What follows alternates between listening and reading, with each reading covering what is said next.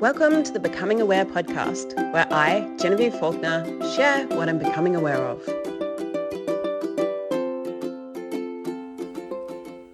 Hello and welcome to the Becoming Aware podcast. My name is Genevieve Faulkner, your host, and if you're watching this on YouTube, hi. So today I wanted to talk about vindictiveness. So are you vindictive? Are you somebody that manipulates in order to try to have power over others? Because I think that that's really what vindictiveness is really about. It's about punishing the other in order to reclaim or feel powerful within the relationship. Now, there's a number of reasons why I want to talk about this.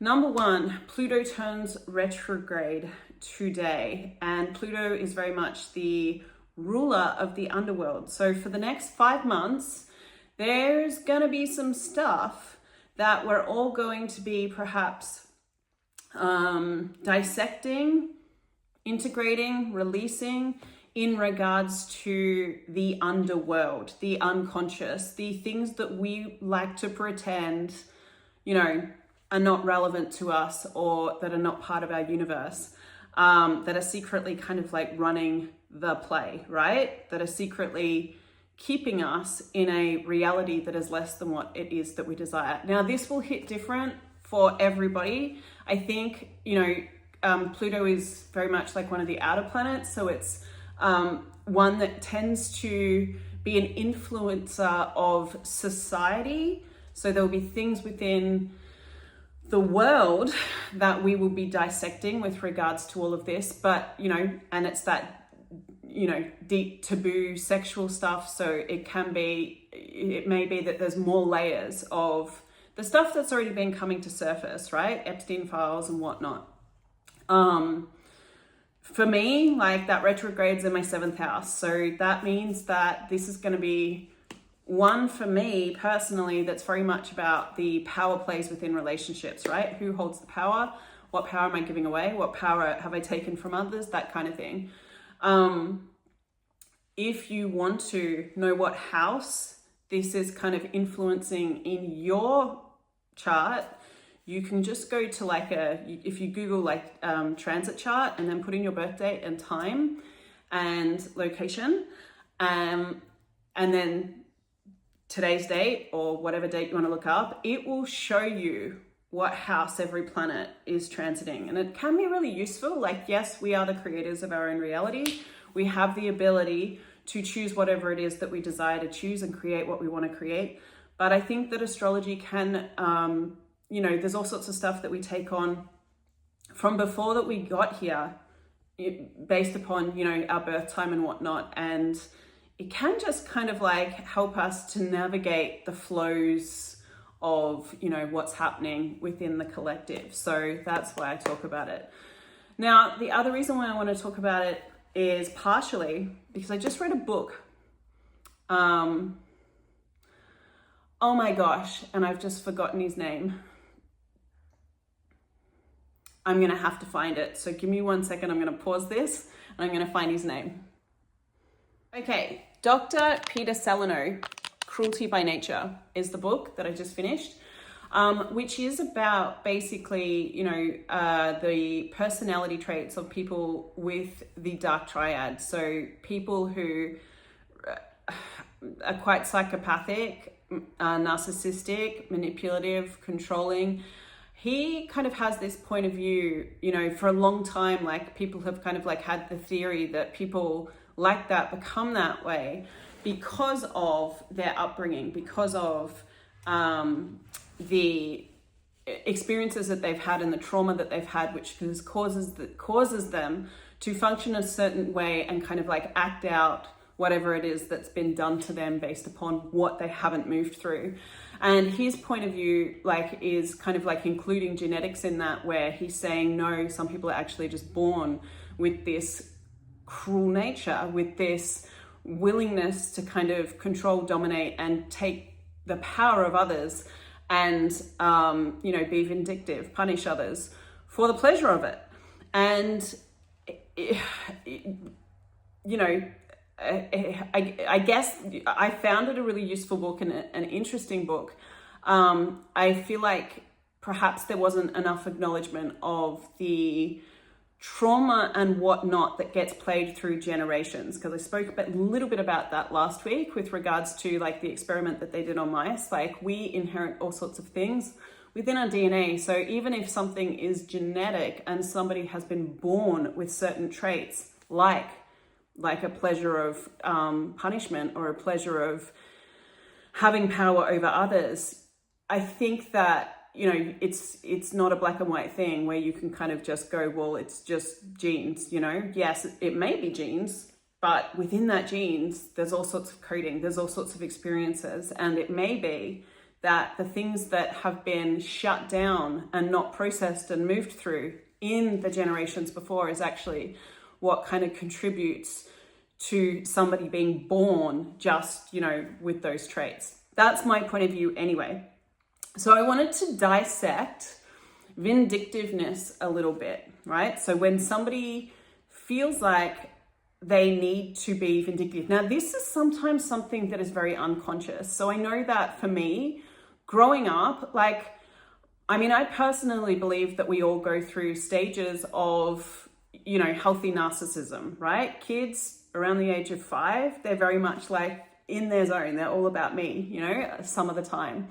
And when there is wounding at that point in time, they can get locked in that space. They can function in relationships later on in life as if they were that age or as if they were a teenager.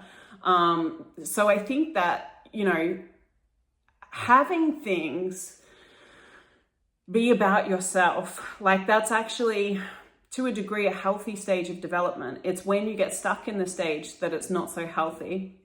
And so, like, I can see within my own journey stages where I've been like narcissistic, especially like, or had elements of that, you know, especially like within my teens or early 20s, you know, I had some of that going on. And one of the traits of narcissism can be the vindictiveness, the need to control and have power over others. Now, at that time, I couldn't have seen that. Like, I couldn't have seen the ways in which I manipulated, the ways that sometimes I would use, you know, I think that I was entrained into doing it in a number of different ways. Like, so feeling like a victim and then using that, or feeling less than and using that to control. But I can remember one of the big lessons that I had in my 20s was I had this desire for a relationship with somebody, and, you know, that kind of, we had a thing and it ended, and that was because he ended it.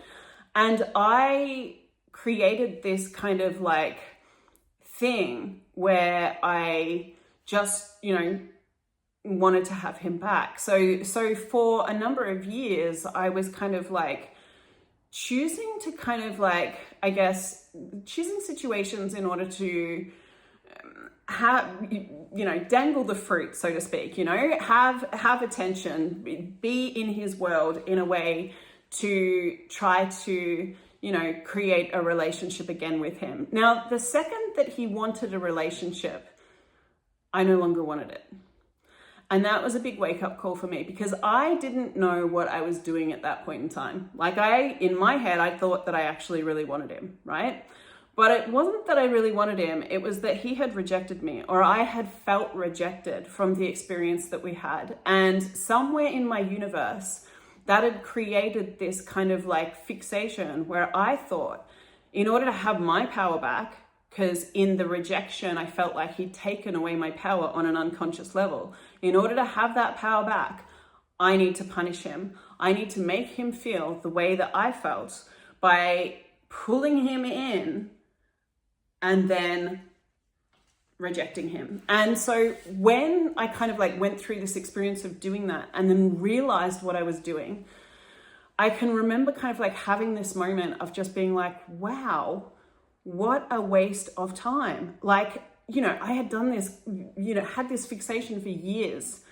What a waste of time. Like, why would I spend all of this time, you know, just trying to punish someone because they didn't want to choose a relationship with me?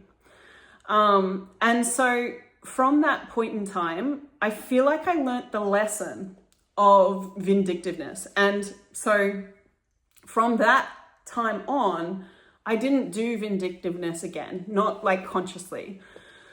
There has been times throughout my own journey where I have done work on myself, doing theta healing sessions with other practitioners where vindictiveness has come out again.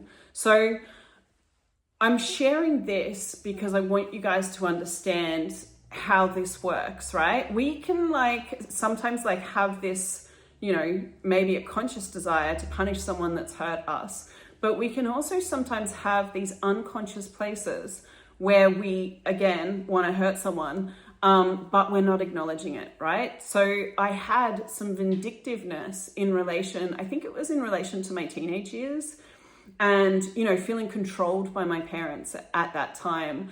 And so I can't quite remember what I was doing now, but I think it was related to money, but it may have been related to something else. But it was kind of like I was purposely, on some level, unconsciously, sabotaging myself to prove the point that my parents had basically caused me damage with the decisions that they had made, right? And this was a decision that I had made as a teenager, like being angry in that moment, in that potent teenage energy of being like, I'm going to get payback for this, because I felt like at the time they had all the power, right? I had to do what they said. I was living under their roof. But making that choice, that going into my subconscious, and then living over 20 years, 25 years, stopping myself from having what I desire to prove a point about the way I was treated then. Right? How crazy is that? It's so funny when you get to the point of realizing what you're doing, it's hilarious. When you're stuck in the suffering and pain and you don't know why you're stuck in the suffering and the pain, not so funny. So I wanted to kind of share that because I think that vindictiveness is going to be something that comes up for a lot of people throughout this transit. There may be places and spaces where you have the opportunity to realize where you're being vindictive, and perhaps sabotaging yourself to prove the wrongness of somebody, to punish somebody, right? Because sometimes people can have this, like in my case, and I've had clients that have had this similar thing. If you have a parent that had any kind of pleasure from the recognition of themselves through the achievement of the child, then the child can sabotage themselves so that they don't give their parent that pleasure, right?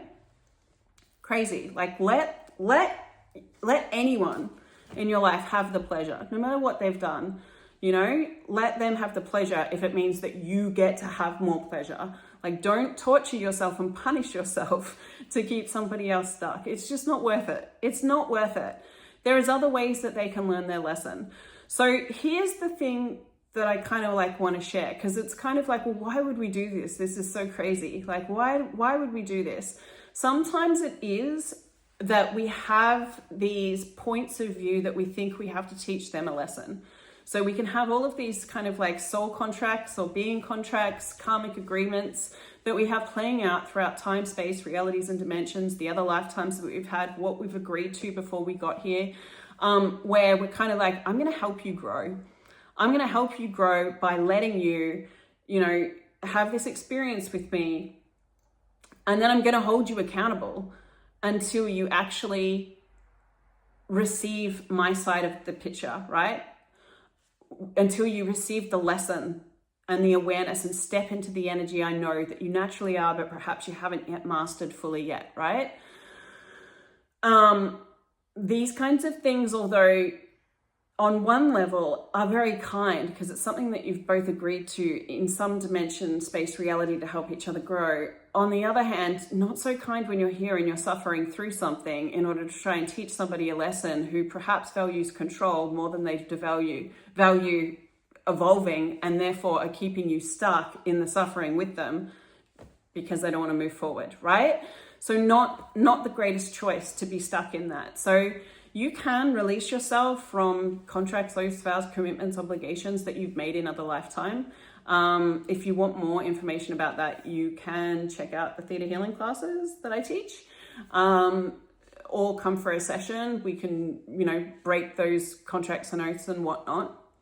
Sometimes they're pretty easy and it's literally just like denouncing it all in your head. And sometimes there's all sorts of things that you're getting out of making that promise in the first place. So sometimes a little dissection is required, which is why I say, you can check out more information via that route. But honestly, you can also just kind of command that they be nullified, they be void, these are no longer valid, right? And see whether that works for you too.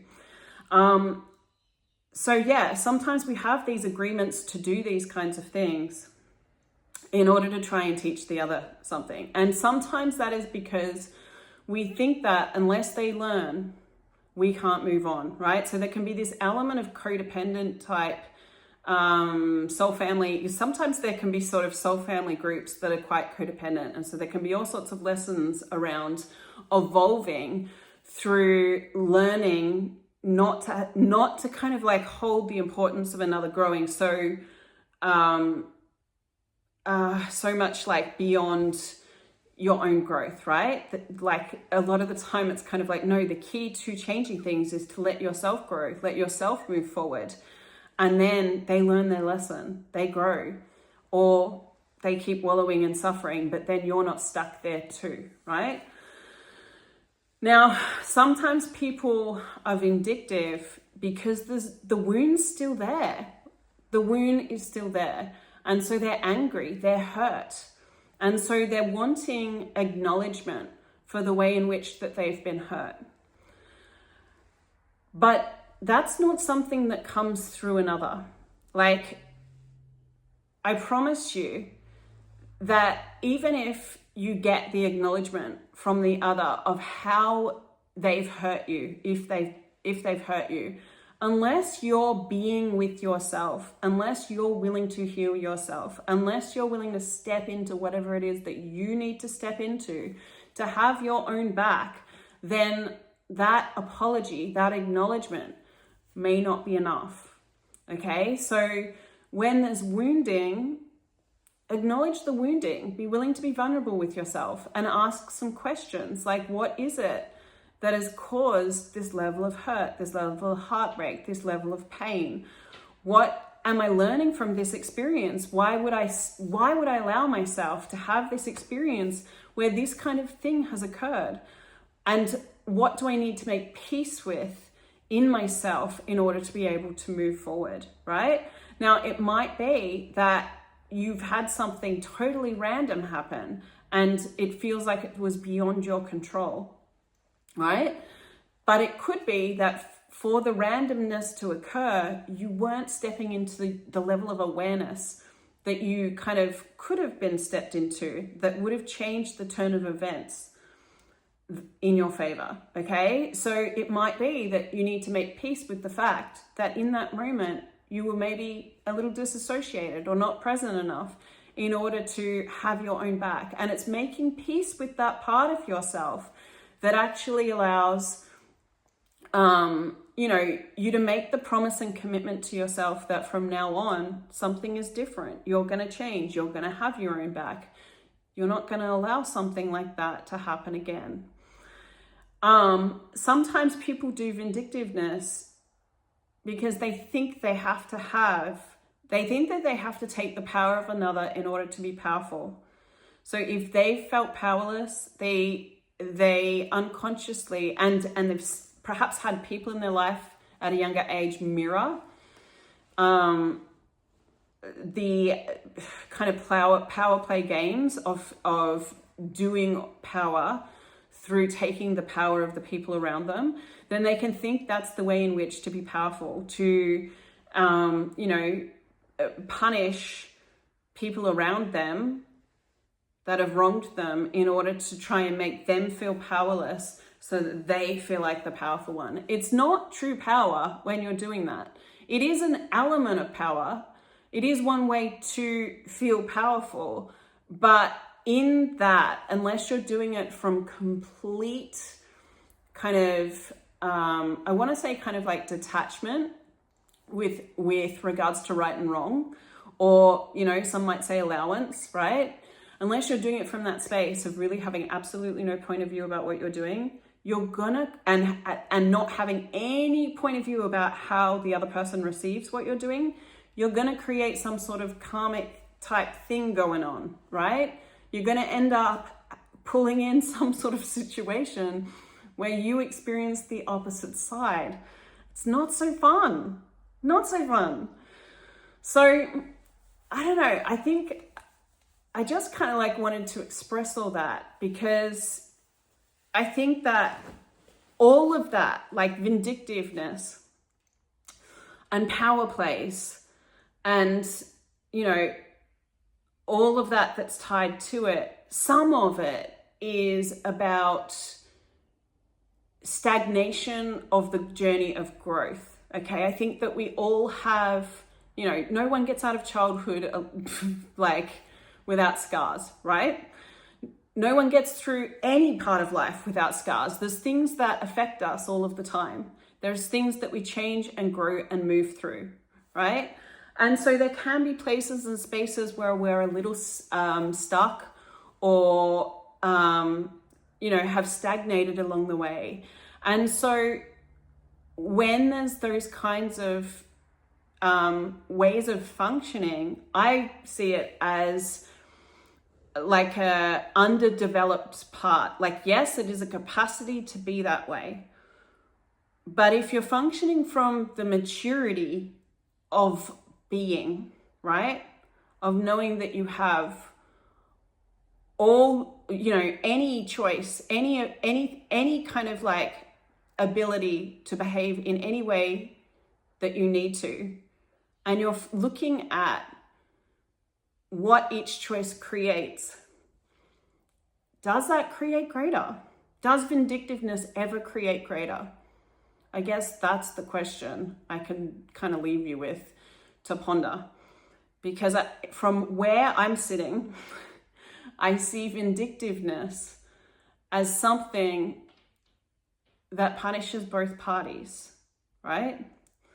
So it's really just a self-sabotage technique disguised as self-preservation, right? Or self-empowerment.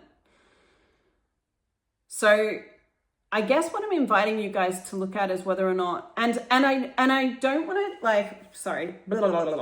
I don't want to make it wrong, because that's not where I'm coming from. I want to invite you guys to look at whether or not there's places and spaces where you have been vindictive, or whether or not there might be some places where you are and you haven't acknowledged it. Because if you actually don't have a point of view about it, but you're willing to look at it, then you can unlock yourself from that place.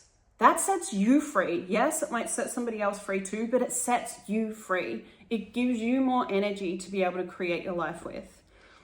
If you don't want to do that, you want to look at, okay, what am I really in avoidance of here? Because if you're more invested in keeping other people like held down or limited or taking their power, like, what are you resisting? What are you really resisting? Is it possibly resisting a different level of intimacy with the need to do that? So looking at whether or not you are being vindictive and asking yourself what you're really doing that for. And if it is to teach someone a lesson, set yourself free from those commitments. Like it's not your job to teach anyone a lesson. It's not your job to do anything for anyone else. If you're functioning from a place of consciousness, you actually have complete choice with regards to what it is that you're here for. Yes, we have all of this stuff that we've put in place before we got here. A lot of it's changeable if you're willing to change it. But if you're not willing to change it, you might keep yourself stuck in something that's not creating greater for you. So looking at that, releasing the contracts, and also, just looking at like, okay, what is this masking? Like if this was a defense mechanism, what is this hiding beneath the surface? What's the pain I need acknowledged? What's the hurt I need acknowledged? And if I was functioning from the maturity of my being, and when I say that, I mean being a space of recognizing that you are not just the person you are here, but you are a being that has had, so many lifetimes. You've been in so many different places, spaces, realities, dimensions. You've played so many different roles. Like you've got all of this experience of knowing within yourselves, within your energy. If you were functioning from the awareness of all of that and the knowing of all of that, what would you know about how to kind of change what it is that actually needs changing to create something greater for yourself? Okay. I think that's all I want to say about it. But yeah, like if you do need any assistance in shifting and changing anywhere, perhaps you are being vindictive. So there could be like vindictiveness, it kind of like comes with grudges. It comes with, it derives from resentment, right? So if you are deeply resenting someone, if you are holding lots of grudges towards someone, looking at that, dissecting that, releasing that will create so much change. It breaks down walls between perhaps you and them, but it also breaks down walls between you and you, right? So it allows you to have more intimacy with yourself, and it allows you to have more energy to actually focus on creation beyond the vindictiveness.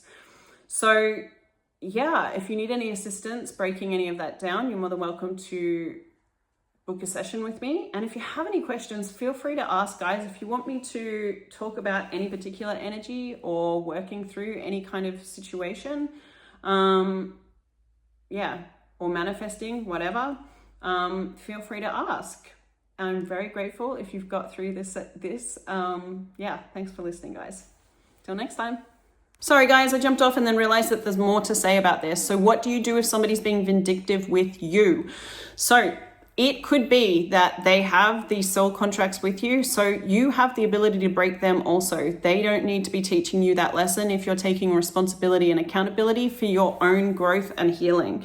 So how you do that is you can do that in meditation, again, or come to a theta healing class, but asking to connect to the place, space, time where you did what you did that created the discord that, perhaps you need to grow from, or perhaps you're judging yourself for, or perhaps, they're judging you for, and making peace with that part. So acknowledging that that's not now.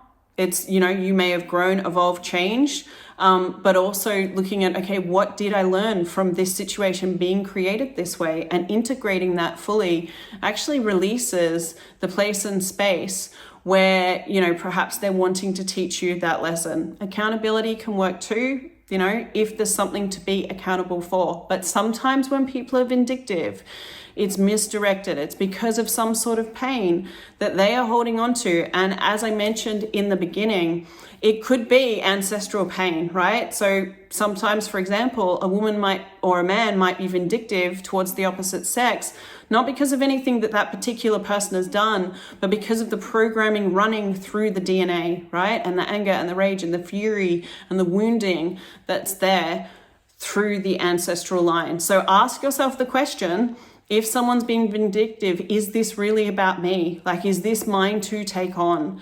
Have I done anything that I need to learn and grow from? Or is this misdirected? And if it's misdirected, set yourself free from having to carry any of the energy that they're directing your way. So you can just ask for that to be released out of your world, acknowledging that it's not yours to carry. Actually, sometimes that's enough. But if you need any assistance, you know where to find me. Thanks so much for listening, guys. Till next time.